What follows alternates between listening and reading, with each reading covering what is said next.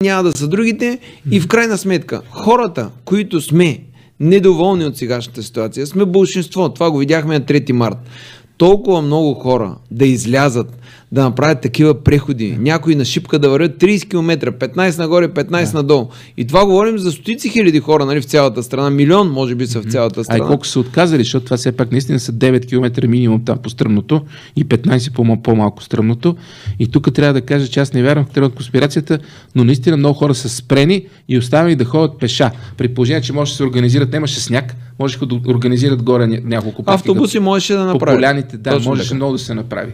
Каза само, че хората бяха прави, че казаха не ни допуснаха всички. Да. Това е самата истина. Когато човек иска да организира нещо, той намира начин. Можеха да спрат хората с автобуси нагоре-надолу да се изкарат и всичко да бъде по различен начин. Но въпреки всичко, хората показаха, че те не искат по този начин да бъдат мачкани.